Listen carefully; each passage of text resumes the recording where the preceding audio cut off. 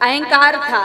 आज का व्यक्ति झुकना क्यों नहीं चाहता है? क्योंकि उसके माथे पर, उसके मस्तिष्क पर अहंकार की पोटली रखी हुई है और उसको डर लगता है कि कहीं मैंने सर झुकाया और वह गिर ना जाए, इसलिए झुकना नहीं चाहता है। अहंकार झुकने भी नहीं देता है। सब कुछ स्वीकार है उसको, लेकिन मैं गलत हूँ ये स्वीकार नहीं है। मैं श्रेष्ठ हूँ अच्छी बात है, लेकिन मैं ही सर्वश्रेष्ठ हूँ ये अहंकार है। मैया सती को अभिमान था। राम कथा नहीं श्रवण कर पाई। कई ऐसे व्यक्ति हैं, घर से चले थे हजारों, रास्ते में आते आते 500 रह गए, कथा पंडाल तक आते आते 100 रह गए, कथा सुनते सुनते 10 रह गए। लेकिन उन 10 में से भी कथा किसी एक विरले ने संपूर्ण श्रवण कर पाई है। नहीं सुन पाते हैं, इधर उधर मन, एक सी उनकी नक्काशी है, एक सा रूप है, एक सा भजन है। बस एक महत्वपूर्ण है जो 10 लाख की है और एक मूर्ति 1 लाख की है। नुमाइश में लगाया गया मेले में और उस मूर्ति के सामने एक बोर्ड लगा, एक मूर्ति 10 लाख की और भैया एक मूर्ति 1 लाख की। अब क्या करना है? आइए भैया परीक्षा लीजिए और आप इसको ले जाइए। क्या करना है? परीक्षा लीजिए और इस मूर्ति को ले जाइए। किसी ने पूछा पास आकर के, बात बताओ, एक सी मूर्ति है दोनों, वजन भी एक सा है, नक्काशी एक सी है, फिर एक की कीमत 10 लाख और एक की कीमत 1 लाख क्यों है? कहा परीक्षा लीजिए और मूर्ति ले जाइए। एक व्यक्ति ने परीक्षा ली, एक कान में धागा डाला, वो धागा एक कान में डाला, दूसरे कान से निकल गया। कहा ये मूर्ति 1 लाख रुपए की है। और दूसरी मूर्ति के कान में धागा डाला तो वह धागा सीधा अंदर चला गया। कहा ये मूर्ति 10 लाख की है। कहने का मतलब यह है, एक कथा इधर से सुनकर के इधर से निकाल देते हैं और एक कथा इधर से सुन के सीधा जीवन में धारण कर लेते हैं। कथा कौन सी उपयोगी है? जो संसार की व्यथा को मिटा सके। तुलसीदास जी ने कहा, स्वन्तः सुखाय तुलसी रघुनाथ गाथा, भाषा निबंध मधु मंजुल मातनोती। मैं अपने मन को सुनाने के लिए, अपने सुख के लिए, अपनी शांति के लिए कथा को कह रहा हूं। स्वांतः सुखाय तुलसी रघुनाथ गाथा, अपने सुख के लिए, केवल खुद शांति को प्राप्त हो इसलिए मेरी कथा है। लेकिन समाज में बहुत कुछ बदलना है, बहुत कुछ बदलने जैसा है। उसके लिए क्या करना चाहिए? कहा ये कथा माध्यम है, कथा ही जीवन देने वाली, कथा ही नया मार्ग देने वाली, जिससे समाज की व्यथा नष्ट हो सकती है। लेकिन आपको एक बात बताऊं, 2 ही समाज सुधारक हैं, एक व्यास जी महाराज और दूसरे श्री नारद जी महाराज। एक व्यास जी और दूसरे श्री नारद जी। कहा कि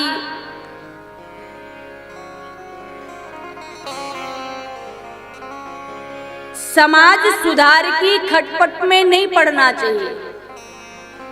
कहा क्यों नहीं पड़ना चाहिए?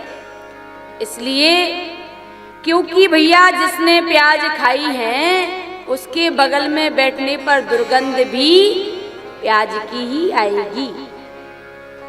श्री राम शर्मा जी ने एक बहुत अच्छा, शांति कुंज वाले पूज्य श्री राम शर्मा जी ने एक नारा दिया था, हम सुधरेंगे युग सुधरेगा।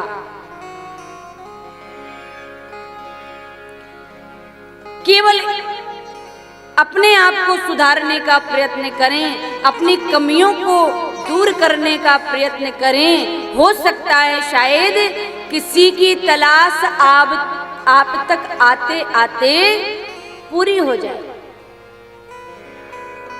यदि सुधारने की कोशिश में निकलेंगे तो आपका समय चला जाएगा। जिसके लिए आप आए हैं, मैं भजन करूंगा, मैं कथा को सुनूंगा, मैं भगवत प्राप्ति करूंगा, वो हमारा नष्ट हो जाएगा।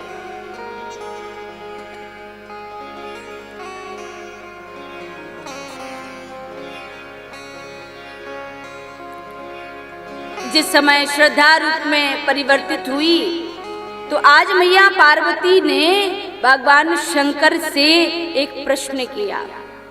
श्री नारद जी चले जा रहे हैं आकाश में नारायण नारायण का गुणानुवाद करते हुए और पहुंच गए श्री नारद जी कैलाश पर्वत पर। जब कैलाश पर्वत पर पहुंचे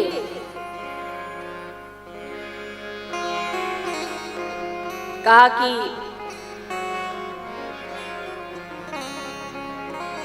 मैया बाबा कहाँ हैं? कहा वो समाधि में बैठे हैं। अच्छा,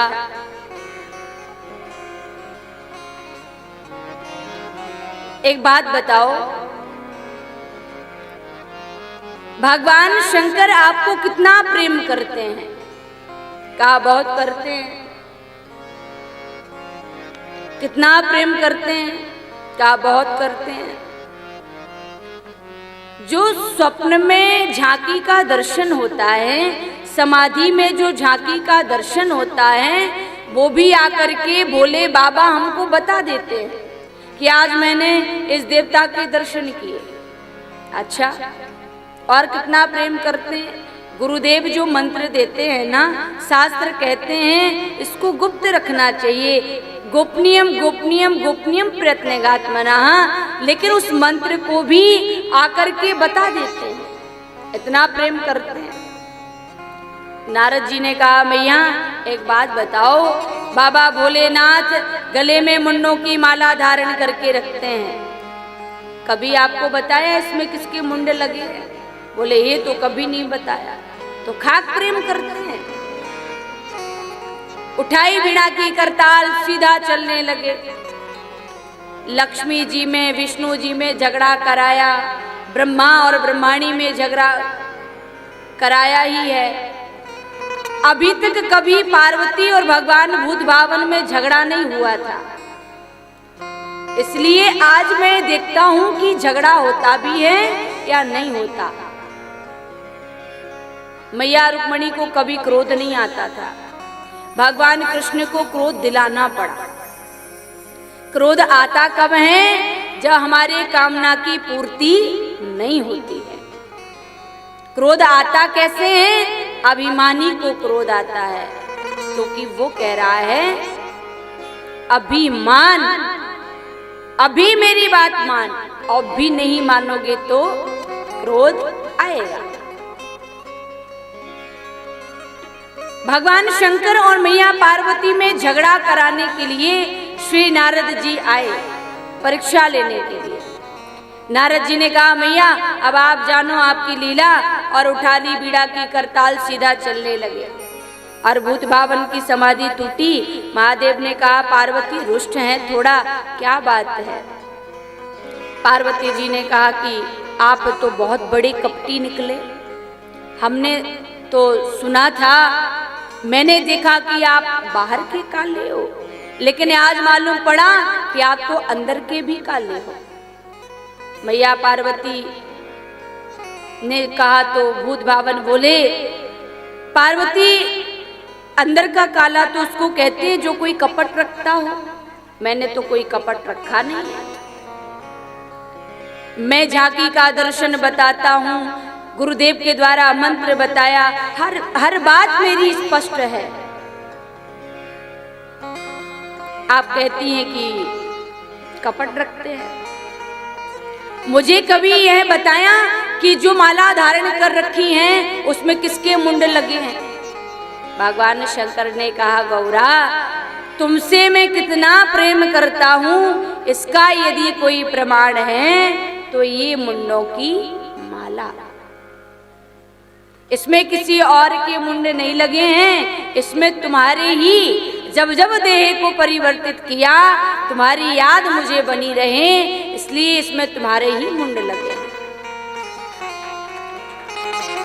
मैया पार्वती ने कहा तब तो आप और बड़े कपटी निकले। कहा क्यों? अरे प्रभु मेरे को ही बार बार मरना पड़ता है, मेरा ही बार बार जन्म मरण होता है, आपने ऐसी कौन सी बूटी पी रखी है जो तुम मरते नहीं हो? हाँ, भगवान शंकर ने कहा पार्वती मैंने अमर कथा रस का पान किया, जिसको पीने के बाद पुनरपि जननम पुनरपि मरणम पुनरपि जननी जठरे सैनम, माता के गर्भ में आना नहीं पड़ता।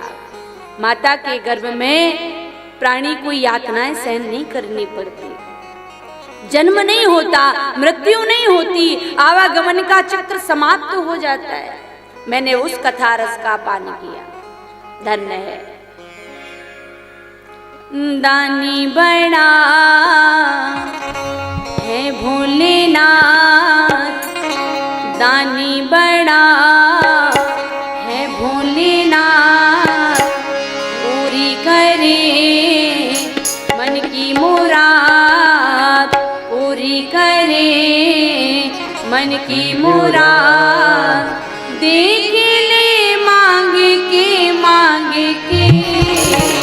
बिगड़ा मुकद्दर संभल जाएगा तेरा, मुकद्दर संभल जाएगा तेरा, दामन भी खुशियों से भर जाएगा तेरा, दामन भी खुशियों से भर जाएगा। दानी बड़ा है भोलेनाथ, पूरी करे मन की मुराद, देख ले मांग के बिगड़ा मुकद्दर संभल जाएगा तेरा, दामन भी खुशियों से भर जाएगा। मुकद्दर संभल जाएगा तेरा, दामन भी खुशियों से भर जाएगा।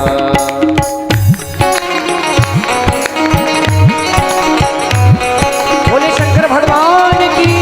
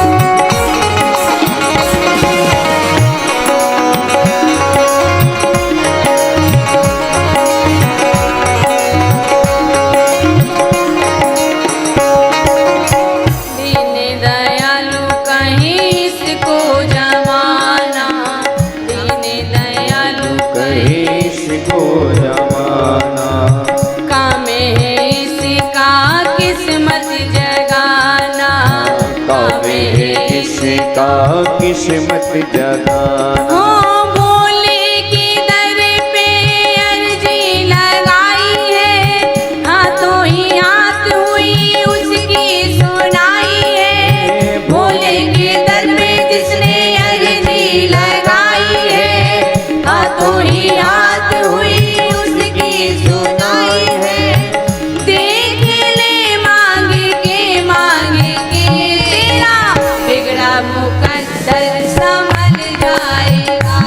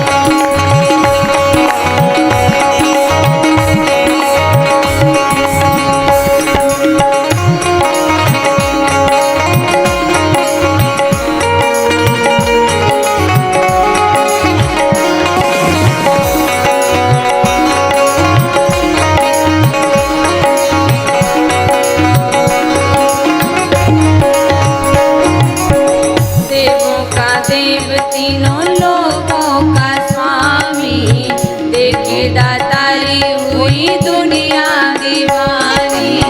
देवों का देव तीनों लोकों का स्वामी, देखे दातारी हुई दुनिया दीवानी।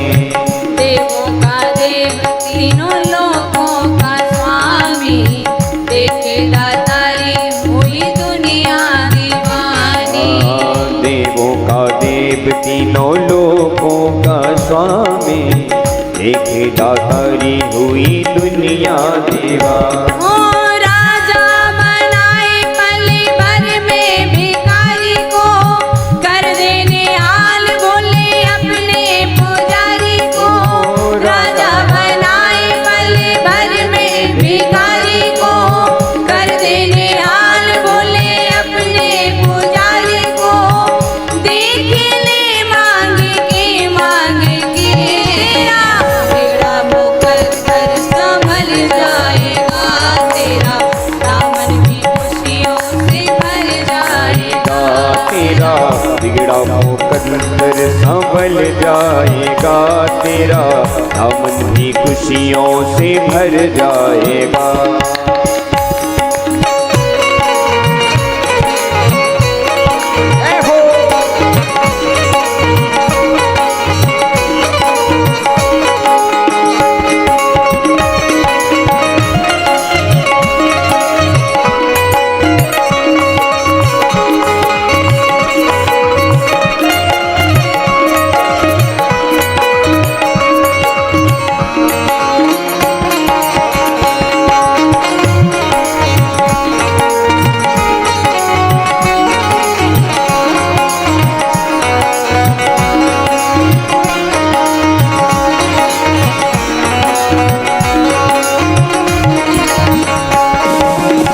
भोला भला है दिल इसका बड़ा है, भोला भला है दिल इसका बड़ा है देखकर कभी ना कौन लेने खड़ा है, देखे कभी ना कौन लेने खड़ा है। ओ रावण को सोने की लंका दे डाली है, सोना लौटाया नहीं पल में भिखारी। देखे ले मांग के तेरा, बिगड़ा मुकद्दर संभल जाएगा तेरा, दामन भी खुशियों से भर जाएगा तेरा। बिगड़ा मुकद्दर संभल जाएगा तेरा, दामन भी खुशियों से भर जाएगा तेरा, दामन भी खुशियों से भर जाएगा तेरा, दामन भी खुशियों से भर जाएगा तेरा, दामन भी खुशियों से भर जाएगा तेरा, दामन भी खुशियों से भर जाएगा। दानी बड़ा है भोलेनाथ, दानी बड़ा है भोलेनाथ, पूरी करे मन की मुराद, पूरी करे मन की मुराद। देख ले मांग के तेरा, बिगड़ा मुकद्दर संभल जाएगा तेरा, दामन भी खुशियों से भर जाएगा तेरा, बिगड़ा मुकद्दर संभल जाएगा तेरा, दामन भी खुशियों से भर जाएगा तेरा, दामन भी खुशियों से भर जाएगा तेरा, दामन भी खुशियों से भर जाएगा। बोलिए शंकर भगवान की जय। भगवान भोलेनाथ से मैया पार्वती ने कहा, मुझे भी वो कथा सुनाओ। कौन सी कथा? जिसको सुनने के बाद जन्म नहीं होता, मृत्यु नहीं होती, माता के गर्भ में नहीं आना पड़ता, बार बार जन्म मरण का चक्कर नहीं लगाना पड़ता। आप मुझे भी उस कथा को श्रवण कराइए। आज भगवान शंकर ने मैया को प्रणाम किया। धन्य धन्य गिरिराज कुमारी, तुम समान नहीं को उपकारी। आपके जैसा कोई धन्यवाद का पात्र हो नहीं सकता। आपने आज भागीरथ गंगा को नीचे ला रखा है, राम कथा रूपी गंगा को प्रकट किया। एक तो वो भागीरथ हैं जिन्होंने गंगा प्रकट की, एक वो भागीरथ हैं जो राम कथा गंगा को प्रकट कर रही हैं मैया पार्वती। दो तुलसी हैं हमारे यहाँ पर। आप कहेंगे हमने तो एक ही तुलसी का नाम सुना। देखो, एक तुलसी दास जी महाराज जिनका चरित्र श्रवण करने पर वैराग्य की प्राप्ति होगी, और एक तुलसी का सेवन करने पर हमें ज्वर की समाप्ति हो जाती है। जो ज्वर की निवृत्ति करता है ऐसा तुलसी का दल है। ताप हरत तुलसी जगत तम हरि करत प्रकाश, दो तारन तरन है तुलसी तुलसी दास। इसलिए आप भी भागीरथी की समान है मैया। मैं आपको प्रणाम करूं। भगवान भोलेनाथ कह रहे, पार्वती भले अवसर जानी, गई शंभु पै मातो भवानी। आज भगवान शंकर ने बहुत सम्मान दिया, स्वागत किया, और आप वास्तविकता में बड़ी हैं, क्योंकि आपने हमसे कथा के विषय में पूछा। कौन सी कथा सुनना चाहती हैं मैया? सकल लोक जग पावनी गंगा, पूछहूँ रघुपति कथा प्रसंगा। जो संसार का कल्याण करने वाली कथा है वो मैया पार्वती भगवान शंकर से पूछ रही हैं। आप मुझे वो कथा सुनाइए। देखो, आज जब भगवान शंकर से सत्संग की कामना करी तो सम्मान बढ़ गया।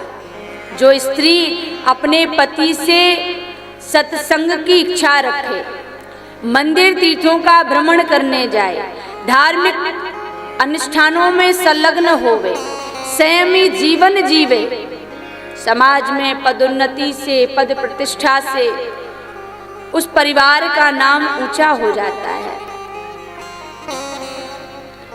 पति किसी विपरीत मार्ग पर जा रहा है, उसको धक्का लगाते हुए वो सत्संग में भेजे।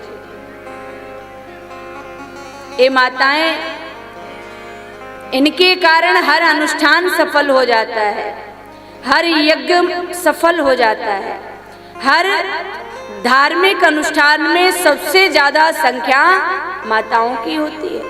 लेकिन यहाँ पर दोनों बराबर हैं। आप लोग पल्ला भारी है, समझिएगा। हाँ, यहाँ पर दोनों बराबरी संख्या में बैठे हैं। इनके नाम के आगे धर्म शब्द जुड़ा है। माताओं को धर्म पत्नी कहा जाता है, भाइयों के नाम के आगे तो नहीं लगा है। इनको तो कोई धर्म पति नहीं कहता, बोलता है क्या? लेकिन इनको धर्म पत्नी कहा जाता है। क्यों? जो अपने पति को धर्म के रास्ते पर भेजे वो धर्म पत्नी है। आप जाइए, दान पुण्य करके आइए, आप यज्ञ की परिक्रमा करके आइए, आप कथा सुनकर आइए, मैं घर संभाल लूंगी, चिंता मत करना। वो धर्म पत्नी है। वास्तविकता में वो माताएं बड़ी धन्यवाद की पात्रता हैं जो अपने पतियों से पूछती हैं, जिनकी कमाई केवल 40,000 है और कभी उन्होंने 60,000 थमा दिया तो वो पत्नी पूछती, ये 20,000 कहाँ से लाए हो? बताओ जरा, ये तुम्हारी कहाँ से कमाई हुई है? कहीं अनीति से तो नहीं कमाया, किसी को सता करके तो नहीं लाए हो, किसी का हृदय दुखा करके तो धन नहीं कमाया। पूछना चाहिए। इस धन से मति भ्रष्ट हो जाएगी। अनीति से कमाए गए धन में कलयुग का वास होता है। और जो स्त्री अपने पति के कंधे से कंधा मिला करके चल रही है, कदम से कदम मिला करके चल रही है, वो घर के वातावरण देखो, वो घर मंदिर के समान है। जागे तो राम राम कहते, सोवे तो राम राम जपते। उनके यहाँ पर स्वयं दत्तात्रेय जी महाराज कपिल जी अवतार धारण कराते हैं। स्वयं राम कृष्ण जन्म लेने के लिए लालायित रहते हैं। कब मैं इनके यहाँ बालक बनकर जन्म लेकर के आ जाऊं। रामकृष्ण परमहंस जी ने अपनी पत्नी में माँ काली का दर्शन कर लिया था, वंदन किया था। एक बार माँ काली के ध्यान में मग्न, पूजा सेवा में मग्न, सुबह से कुछ नहीं खाया। पत्नी एक गिलास दूध लेकर के आई और आकर के बोली, आपने सुबह से कुछ खाया नहीं है, आप जल ग्रहण नहीं किया, आप इस एक गिलास दूध को इसको ग्रहण कर लीजिए। चरणों में साष्टांग दंडवत किया। श्री रामकृष्ण परमहंस ने कहा, धन्य हो माँ भगवती, आपको मेरी इतनी चिंता है कि आप मुझे अपने हाथ से पवाने के लिए आ गई हो। ये होती है हमारी आध्यात्मिक दृष्टि। जर्रे जर्रे में ईश्वर को निहारूं। ये सोने सोने सूरत वाले मेरी माला के मन के हैं, कहाँ देखती जाती हूँ इबादत होती जाती है। सब में ईश्वर रूप है, सब में समाया हुआ है। पार्वती भले अवसर जानी, गई शंभु पह मातु भवानी।